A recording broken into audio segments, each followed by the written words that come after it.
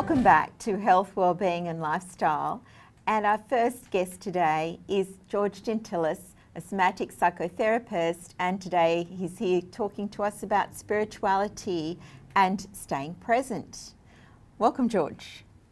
Thank you for having me back. Yeah, so living in the present and your spiritual self, spirituality, big topic, very important, because like we've done in the previous segments, once you learn how to heal, you release anxieties, you release depression, release all these reactions, who are you in the end? I mean, what's left over? You can live a fulfilling life, you can reach your goals better, but what you'll probably discover is that who you really are is a formless, timeless being in a body. And you're not your thoughts. You're not really your thinking. So we've got that intellect brain that separates us from the animal kingdom that I've talked about in the past. It's great for planning, great for memorizing. We can plan ahead things, but it also gets in the way if we begin to realise that we get lost in the fact that that's what we are. And if you get too lost in your thinking, people will actually say, I feel lost, or I've lost my passion for life, I don't know why I'm here, or I don't know what I really want to do, or you lose sight of goals. But as you heal those things, then you start to realise who you really are, and you're actually not the thoughts in your head. You have thoughts in your head, obviously, and it's a tool. We've got past thoughts, which are memories of what just happened. There's future thoughts of what might happen. And if you overlive in the future, then you just tend to worry a lot, like I talked about in anxiety. Or if you live too much in the past, stuck in the previous thoughts, you'll have a lot of guilt, and depression sets in because, all this weight of the past, and because you're living through the thoughts. But really, you're not your thoughts. You're actually the person choosing the thoughts. And when you realise that, then you get present, and you start to live in reality, which is just this moment. So if you think about it, this moment is always now. It can never not be now. It's now again, it's now again. If I ask the question, is it now? The answer will always be yes. So is it now? Yeah. Is it now? Yeah. Is it now? It's now again. It's now again. It's now again. It's always now. In other words, it's now forever. And your conscious thinking brain can't handle that, because your conscious brain is used to living through memories and putting a length to the present moment. But really the present moment has no length, it's just now. It's now again, it's now again, here you are, here I am. Reality is just this present moment, and it's always now. But why do we think that it has a length? Because we've got our intellect which slots and creates time. And that's great, like I said, it's a great tool, we need it, but it stops us from remembering who we really are. So you've got to spend time in your day, each day at some point where you stop, connect to the universe, connect to yourself, other people, and realise that you're one being of millions of beings, and you're just connected to the whole universe, and it's very powerful. So really your success in life isn't determined with effort, the doing. Yes, you've got to do that. Your success is really determined is how you do that doing, the quality of that doing in this present moment now, which is your being. Your being must come first, the doing comes second. And who is the being? The aware you that lives in this body, that gets to choose which thought to have. When you can't choose the thought, that's when you're stuck in anxiety or depression or reactions or traumas or negative belief patterns that limit you. But really you're not a limited person. You are a peaceful, loving, joyous, free and healthy human being, perfect in every way. You're that right now, this moment. That's there within you.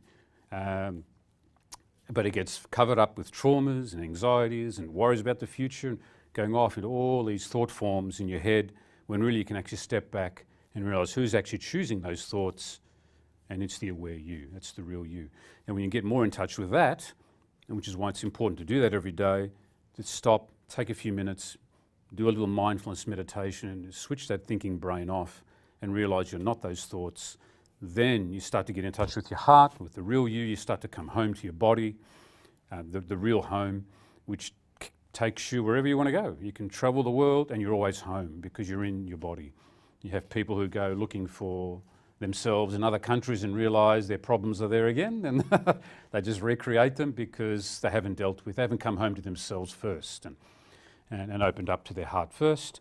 And that's when you start to discover what you really love to do, rather than the world telling you external, this is what you should be doing for money, or do this job or that job, you can earn more. But what do you really love to do? Find what you really love to do, find a way to earn a living from it, and that's the ultimate fulfillment. When you're running your life, you're totally in control. You should be. So for our viewers, George, how can people feel more fulfilled? Yeah, more fulfilled. Well, the best thing you can do is to do some mindfulness meditation, to actually close your eyes, go into your body and embody yourself.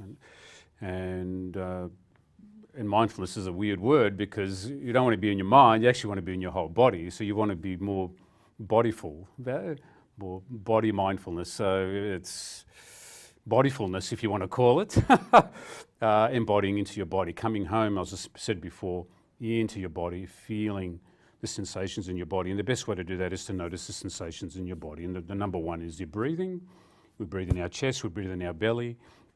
To notice if you're breathing just in your chest or your belly, and notice as it expands and contracts, it just follow that sensation in your body, which is the lower brain, which takes your focus off the intellect. So all that mind chatter can slow down, switch off. And anytime you go back into your head and your mind takes over and you're off thinking about dinner tonight or whatever, the best question you can ask yourself is, what's happening in my body now? And start scanning down your body. Notice left and right side. There'll be a difference because we're muscle-wise symmetrical, and you'll notice a difference. So if I notice it now, my awareness has gone straight to my feet, and in my ankles I can feel my right one tingling, my left one isn't. That's just got me out of my head, just for a brief second. So if you do that more often, you start to become more embodied, more present in the moment, and if you connect with nature, often because nature's very still, they're very present, they don't have an intellect to go off and over worry about things that may never happen, and also the universe, out the stars at night to realise how you're part of this enormous universe out there that we hardly know about yet, and that you're equal to any being in the universe, and you are, you definitely are. And as you get present in the moment, don't think as much, only use the thoughts when you need them. Then you come alive, heart opens up, start doing what you love doing, and you get less distracted by all that avalanche of marketing out in the world, and start to live a more fulfilled life. So, thank you, George. It's been wonderful to hear all about these amazing topics you've shared. And for more information on George and spirituality and able to stay in the present, then please go to our website healthwellbeingandlifestyle.com.au. And now we'll go to break, and after the break we welcome back Robin O'Connell, funeral celebrant, talking to us about supporting families through pregnancy and loss.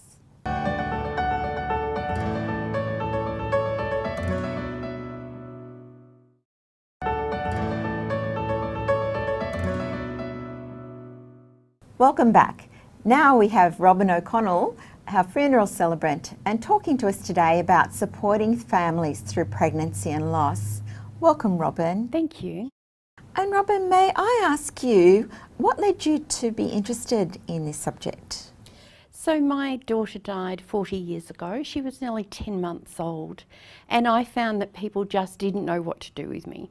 They'd cross the street rather than talk to me. They'd avoid talking about her, or I'd become the supporting person and support them when I told them the bad news. So it led me to a path of grief education, and then finally a funeral celebrant 17 years ago. Wow, that's an amazing story. And then, so what would be we hear the term stillbirth and miscarriage. What would be the correct term to use? So it depends how far the gestation is. So under 20 weeks is classed as a miscarriage, and over 20 weeks is classed as a stillbirth. And the reason for that is that over 20 weeks the birth is registered. They can either go for a funeral or a burial or just have a direct cremation. But something must be done with the baby at that point in time. And there's lots of support out there. There's a foundation now that will help families that are in crisis, because we're not expecting a baby to die. So often families can be left unaware with that as well. So there is support around for families who have any sort of pregnancy loss. But I think one of the main things is that people don't know how to handle people when they've had a pregnancy loss. And we have that, what they call, you know, that 12-week rule, where families are said, don't tell anyone till you're 3 months, and that way then, you know, you don't kind of like if anything goes wrong. But in actual fact, those parents need support. If they've been longing for that baby and they're 2 months pregnant, they want to tell the world. And there's this big thing about, oh no, wait till 3 months because you never know what happens. 1 in 4 pregnancies in Australia ends. So it's common. And when people have experienced it and they start telling people about it, they suddenly find that there are all these other people who've had that experience but never said anything. They've never shared that experience because it wasn't talked about. And we need to start the conversation. And lots of people are trying to do that. You might have noticed on October the 15th, this year and in a few previous years, there are pink and blue things that go up on buildings. So in different states, there were different buildings all over Australia that were lit up in pink and blue for Pregnancy Infant Loss Day, which is an international day. For people to feel free that even if they're only 6 weeks pregnant, that they can share that joy with others, even if it doesn't go right. Because at least then they're acknowledged that, you know, people are reluctant to even say, oh, I actually had a miscarriage at 6 weeks, but, you know, it was only 6 weeks. But to them, that was a baby. I know a family who had 11 pregnancy losses, and every one of those pregnancies, no matter how soon, as soon as they got those 2 little lines, as soon as they got those lines, they wanted to shout it to the world, because it's important to them that their babies are recognised. Well, for both parents, I suppose, particularly women with the hormones racing, that's a loss no matter what goes on, and and then the men would be feeling it as supporters of the. And I think that's where we let them down all the time, because we always say, so how's the wife doing? And we don't say, how are you doing? How do you feel about this? It was your baby too. But they think because the wife is the one who is pregnant, that that's the one who's going to be feeling it more. And it's 2 people decide to have a baby. And it's really important that dads are recognised as well. And I suppose for in same-sex marriages, it plays out as well. There's the other partner is still feeling that. Yes. And it's, you know, people don't go off and say, oh, I think I'll have a baby and I'll go home and tell my husband tomorrow. You know, they talk about it, they plan, they have dreams, they have hopes for that baby. And those dreams and hopes are shattered. So we need to do more as a society to be able to say, you know, it's okay to talk about it. You know, if you know the day that the baby was born, you know, remember it, put it in your diary for next year. Give the person a call and say, hey, how are you doing today? I know today was the day that Noah was born. You know, it's real, those little things mean so much. And often we're thinking them. You know, so I met up with a family member who I hadn't seen for many, many years. And she put her hand on me and she said, you know, I think of you every 7th of August, which would have been Rebecca's birthday. And I thought, that's fantastic, but I would have loved to have known that you did that. I only found out like 20 years later that every year she thinks of her, and that would have meant so much to me. Oh, absolutely.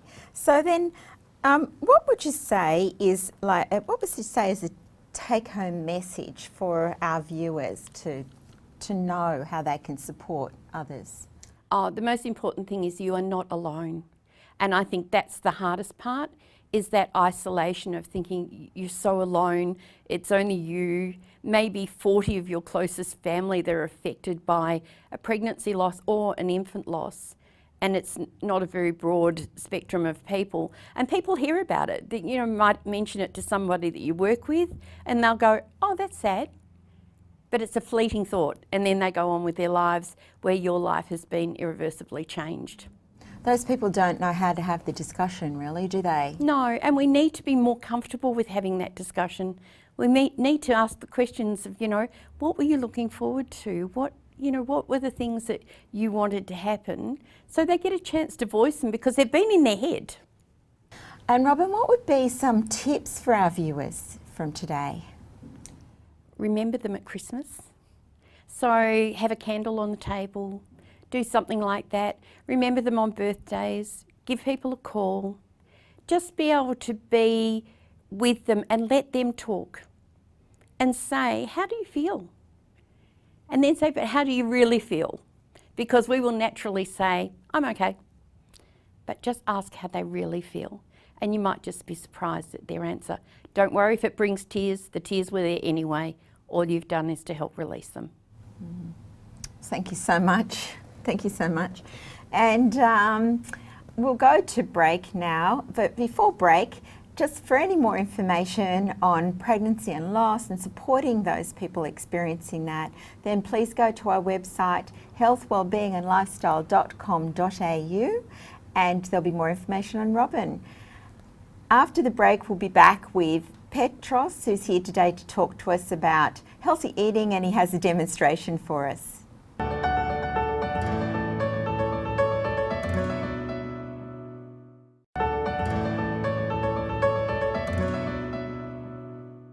And now we have something completely different.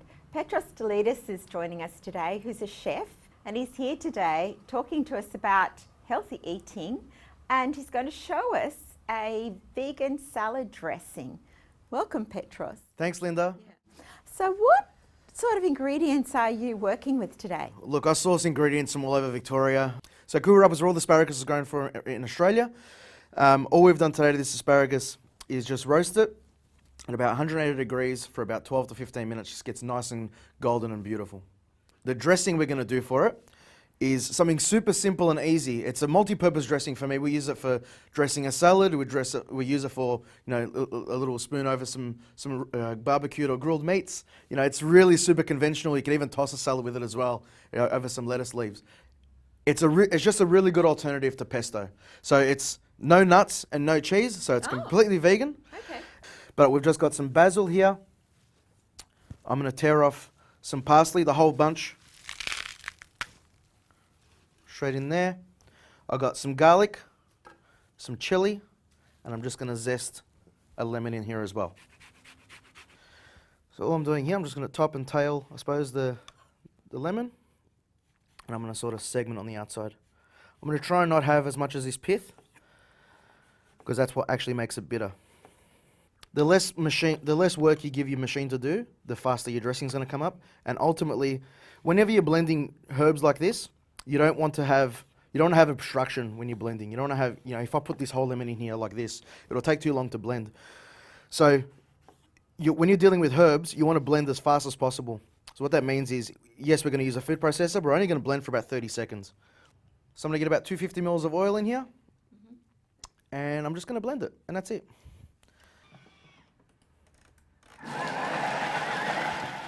So now that the dressing's done, that just takes sometimes 20 to 30 seconds. As I said, from this stage, we can put it into a container or a salad dressing bottle and leave it in the fridge. It keeps up to a week. But for now, I just want to develop some flavour into this asparagus salad. The darkened asparagus from roasting the vegetables is really nice, but I'm trying to juxtapose some colour here with the dressing and the blood orange and the fennel that I want to incorporate. All I'm doing here is just dressing a little bit of apple cider vinegar. It's just a little quick pickle. Again, I'm going for some acidity because all we've put on the asparagus is some chopped thyme. So chopped thyme and some olive oil into the oven. So I'm just going to leave this here for a few moments and let it naturally break it down a little bit. It won't be too much because we're using fennel. I really want some citrus on this. So as much as the acidity from the apple cider vinegar is really good, I feel as if the citrus from blood oranges is something that's, one, colourful, and it's going to increase some colour onto the plate, but it's going to give us a different type. So I'm going to just do a little bit of blood orange zest over the top. And the same way as I did with the lemons, I'm just going to remove the pith and do like slices. But the reality is, if you just had, if we just approached it a little bit differently with our salads, that's something that we've always done. Beautiful colour in the blood orange, It is, isn't right? it? And again, if you don't have any blood oranges, you can just use a navel orange or a grapefruit if you want. Like, it's whatever, a little bit of everything in here. And we're just building the salad. And now the fennel has done its work. The apple cider vinegar has done its work on the fennel. It's nice and acidic, and it hasn't broken it down completely. It hasn't deteriorated. But the fennel now has a different level of acidity. So as much as you've got sweet and acidic oranges, you're now going to have some beautiful, sweet, fresh fennel. Again, we're playing this game. I like to work on textures as much as I can. Excite the palate when we eat as much as possible. So I'm even going to incorporate some pumpkin seeds over the top. And again, like you mentioned before, for the vegan contingent of the world can eat nuts and pumpkin seeds, and that's fine. But again, I wanted texture now to finish our dish with now. The dressing here, I said it's really loose. It doesn't really change its consistency much when you keep it in the fridge overnight or whatever. Just a little over the top. Wow. And as I said, this is really good on roasted and grilled meats off the barbecue or out of the oven. So it's super easy. You can make that any time. As I said, this keeps at least a week in the fridge. Thank you, Petros, for sharing. It looks and smells absolutely divine. And for more information on Petros and healthy eating, then please go to our website, healthwellbeingandlifestyle.com.au. And for now, we'll say bye-bye, and we'll see you back here next week.